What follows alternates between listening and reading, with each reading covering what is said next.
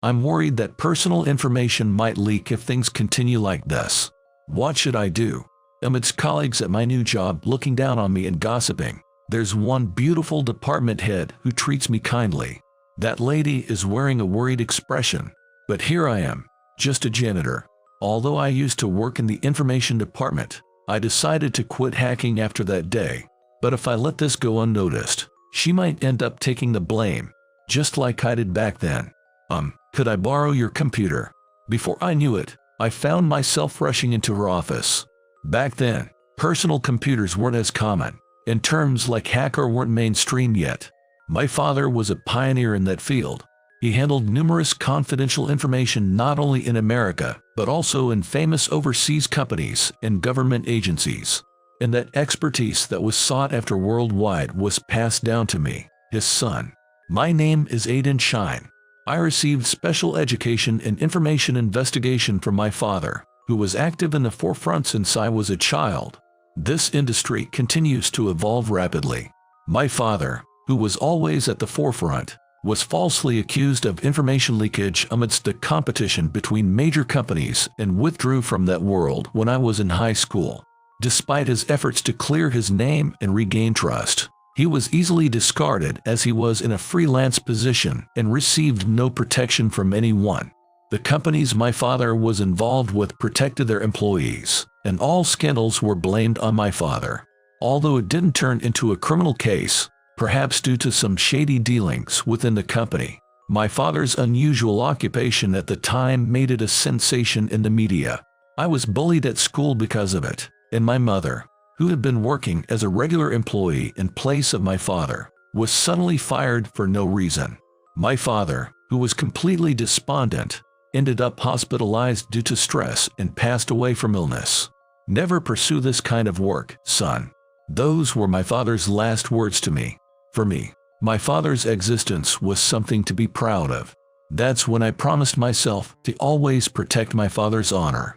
After graduating from high school, I graduated from an IT-related technical school and joined a major company's information management department. My job was what you'd call a white-hat hacker. It's not an exaggeration to say that we're the backbone of the company, responsible for defense against unauthorized access as well as daily information management and security monitoring with just a few people on the team. I took this job not only to use the techniques taught to me by my father, but also to stay in this industry and someday clear my father's name.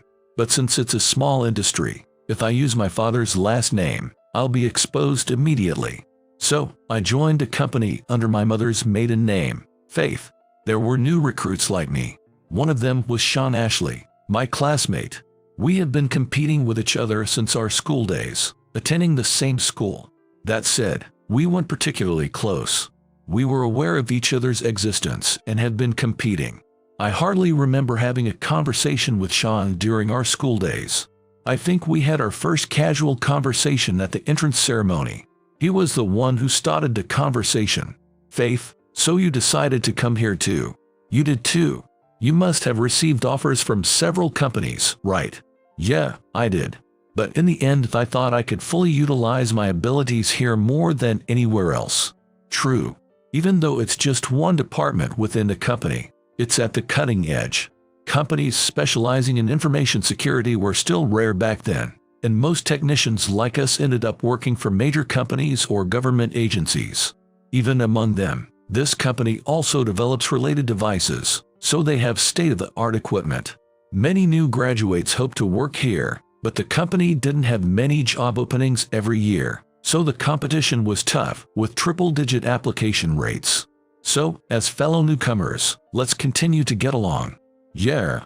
Among this year's new employees, only Sean and I were hired for the information department. Including us, there were only 7 people working in the information department protected by security. In my elite department, everyone took pride in their work. The atmosphere was very comfortable, and before I knew it, I was completely immersed in my work, forgetting about clearing my father's regret.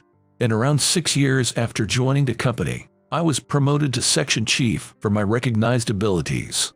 Why is that? As I went to the personnel department to receive the appointment as section chief, a familiar voice echoed through the corridor.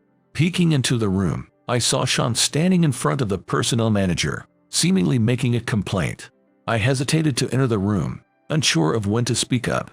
I'm more talented than Aiden, my fellow new hire. Are you telling me to be his subordinate? I listened intently to my name, involuntarily uttered. Anyway, I can't agree with this personnel decision. Well, regardless, this is a directive from the CEO. The CEO values faith, and his evaluation within the company is indeed high. This isn't school, you know. Unable to endure the personnel manager's stern words, Sean turned on his heel and headed towards me.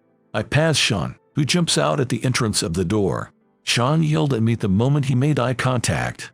You've always been like this since school, huh?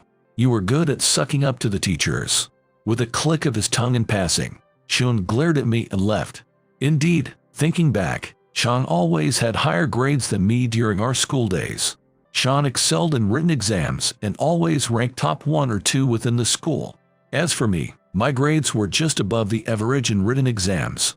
I managed to maintain my grades for practical exams. But back then, the teachers told me that practical skills were more important than written exams, and it wasn't a lie that I had confidence in my father's inherited skills. However, I can understand that it would be hard for him to accept being my subordinate. The personnel manager seemed to see through my inner thoughts and said, "Your abilities have been recognized. There's nothing to hesitate about," as he handed me the appointment letter. But after being promoted to section chief, Sean stopped talking to me. Remember, he's still young. Don't worry about him. Just carry yourself with dignity. There's no need to abandon your professional curiosity over something like this," said Mr. Arnold, my immediate supervisor, reassuringly. And the other senior employees also looked favorably upon my promotion. I gradually became accustomed to my duties and position as a manager. "So, you're using your mother's surname, huh?" Sean, unusually, struck up a conversation with me. "My father isn't around, so I'm using my mother's surname. Is there a problem with that? It's unusual to change your surname even though it wasn't due to divorce but death." Sean persistently kept harassing me in a nasty way. "So, my mother decided it. When I entered school, I had already used my mother's maiden name. Is there a reason behind it?" Sean's persistent questioning was probably because he found out about my father. I took a deep breath. "While he wasn't prosecuted, what your father did was a crime, right?" The employees who were there became noisy at Sean's words. "This is your father, right?" He handed me an old article printed from the internet, triumphantly thrusting it at me. "Yeah. Since then, I've been treated as the son of a criminal within the company. Furthermore, I was falsely accused of causing a communication failure in the company, which even a high school student could understand, and was transferred to a remote location by the company. This was essentially a demotion, but my immediate boss, Mr. Arnold, was the only one who believed in me until the end. I'll investigate the communication failure and find a culprit, so don't rush. You'll definitely be able to return to the head office." He said that, but I no longer had the energy for that. Being falsely accused like my father and driven out of the company. Feeling resigned to the vicissitudes of life, I wanted to escape from here. "Thank you for believing in me, but I want to quit this industry already. So, I'm resigning." Despite my age, my salary was high and I was living in a luxury condominium with my mother, but I sold it and moved to a slightly cheaper apartment. For a while, I went on solo trips, looked for hobbies, and tried to distract myself. But I decided to look for a new job because I had too much time on my hands. This time, I'll look for a job in a completely different industry. While browsing job postings, I decided to apply to a company that caught my eye. I thought it was a long shot, but I managed to get hired, and I started working with a fresh start. The new job was a janitor position. It's a job I chose because I wanted to try something completely different from my previous work. I was hired as an employee by a company responsible for cleaning and building management, but the actual workplace is an office contracted by the company. The company I was assigned to was a major corporation. It was a large building similar in size to the one I worked at before, and I spent my days cleaning there. There were 5 janitors dispatched, but I was the oldest among the employees. The rest were young part-time workers or retirees working as part-timers. "Good morning," As I turned around at the cheerful voice, I saw the figure of Emily Fossil, the head of the Human Resources Department, walking briskly and upright. She was an elite who became a department head at the young age of 33. Emily was a well-known figure in the company, known for her beauty and title. Yet, she was approachable and kind to everyone.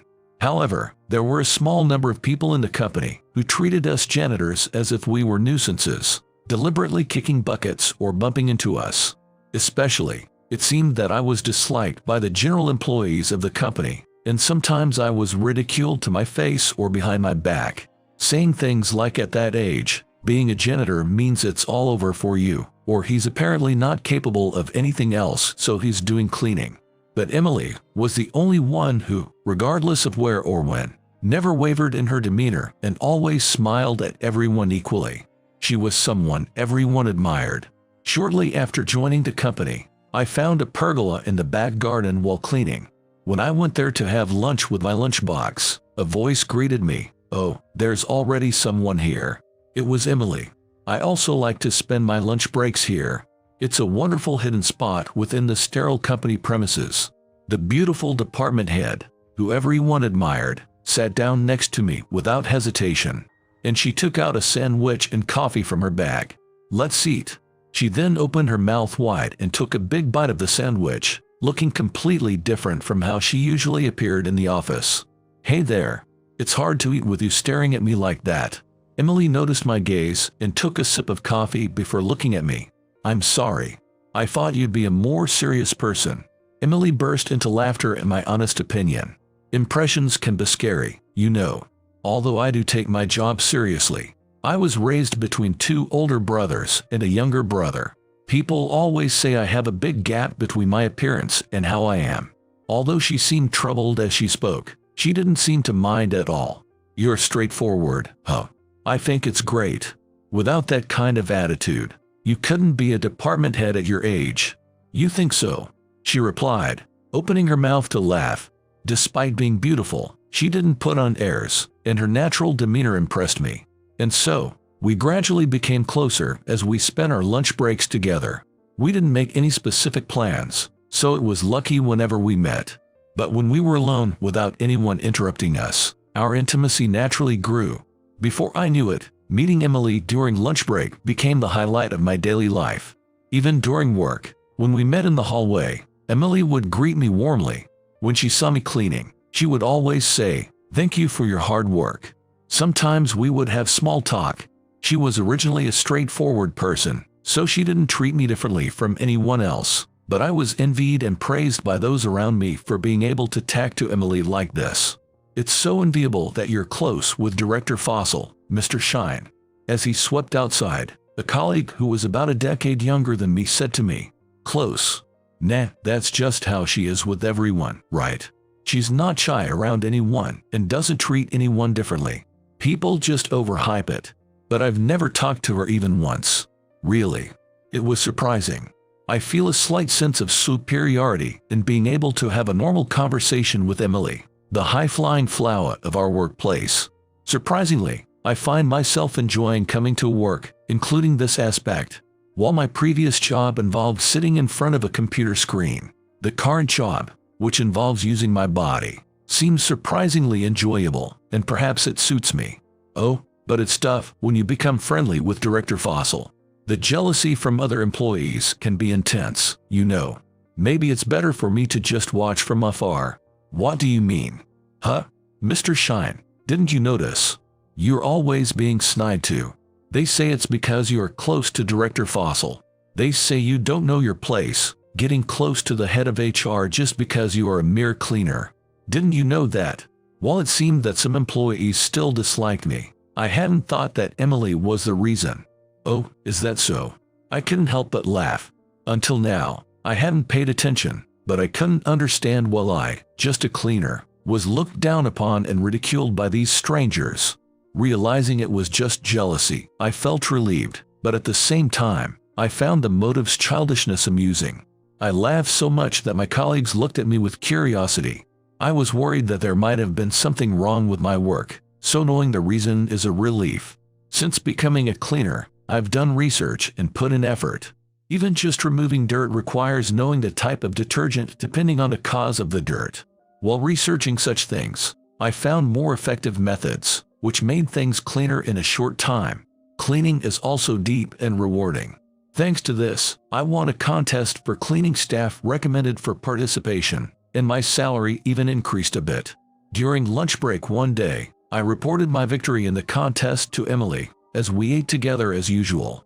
In response, Emily's eyes sparkled as she repeatedly said, "Amazing. Congratulations." I felt embarrassed by the excessive praise. That's enough.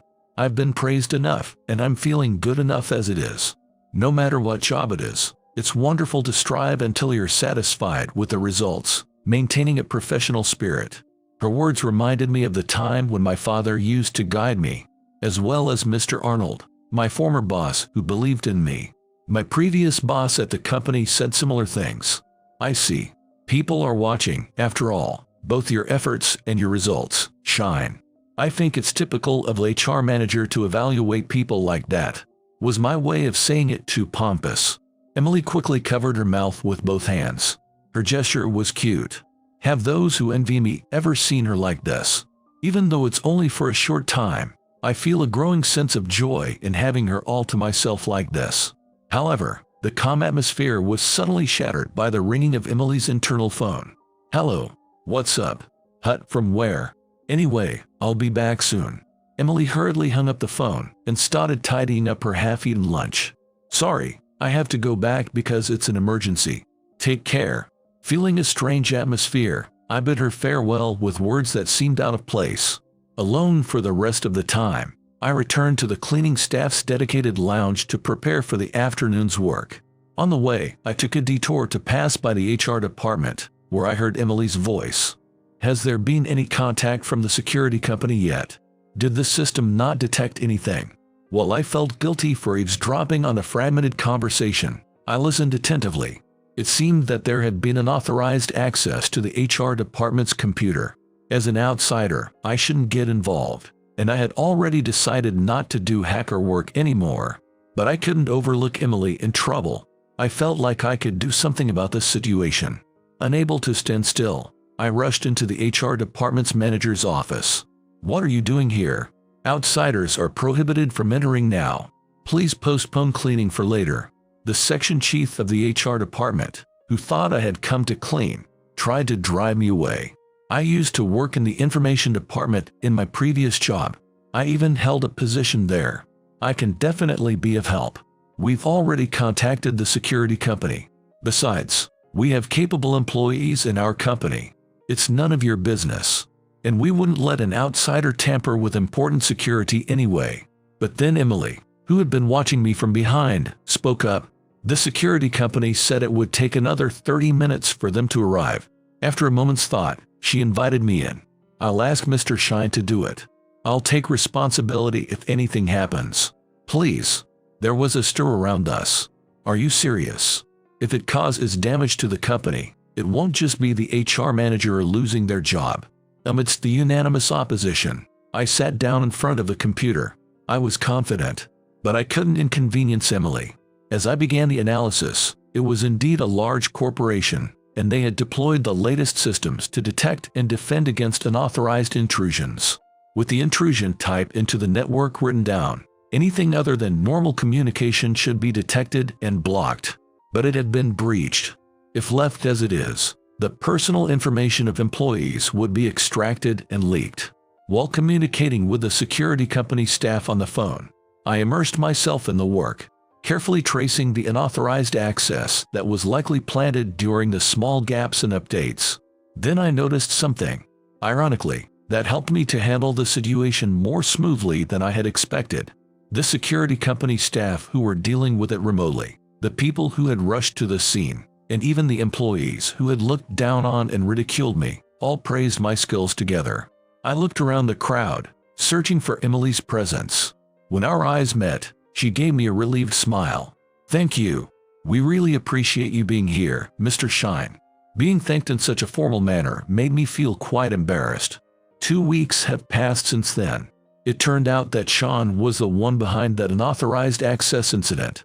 Having studied at the same school and worked at the same workplace, I could easily predict Sean's pattern of retracing the steps he had taken. Once I realized that, the analysis became easy. While I continue to work as a cleaner, the environment around me has changed significantly. The employees who used to ridicule me now speak to me politely. Furthermore, the former HR manager from my previous company came to apologize and invited me to return to the company. Sean's false accusation against me was quickly cleared up. Not only that, but after I left, it seems Mr. Arnold used his connections to look into my father as well. Despite only working together once, Mr. Arnold and my father were somehow acquainted. Even though you only had that relationship, why did you bother to look into it? Because your father. He helped me out when I was in a bind. When Mr. Arnold was in trouble, he once asked my father, who was famous in the industry, for help, and everything was resolved without incident. That was more than enough now. I still enjoy my job as a cleaner. Spending every day with Emily during lunch breaks at this place where she is enjoyable and fulfilling. Are you going to buy lunch today? If so, as a token of appreciation, let me treat you to lunch outside. With Emily's invitation, I went out for lunch during that day's lunch break. So, have you thought about it? Not in a trendy cafe, but at Emily's favorite diner. We sat across from each other, eating hamburgers and French fries. Hey, are you listening? You've been lost in thought this whole time. Oh, sorry. After finishing the hamburgers, Emily's sulking face was right in front of me. Our eyes met unintentionally, and my heart raced. We're going to set up an information management office within the department, and I want you to be the head of that office. That's not a bad offer, right? Saying that, Emily flashed an innocent smile. I already feel fulfilled enough as it is, but is it okay to wish for more? I want to work with you. That's why. Blushing, Emily turned her face away with a pout. Her ears were bright red. With her saying that, there was no reason for me to refuse anymore. At that time, your father was like a hero. With a slightly enraptured expression, Emily continued to speak. I've heard that story too many times already. My daughter, now a middle school student, brushed off Emily's story as she looked at her phone. You should marry someone like your father. With an annoyed expression, my daughter lazily replied, "Yay, yeah," while lying down on the sofa, still looking at her phone. Undeterred, Emily continued to speak. Let's leave it at that. I interrupted Emily's story with a laugh. Today is our 20th wedding anniversary. Emily and I toast with the wine our daughter gave us and enjoy our hamburgers facing each other.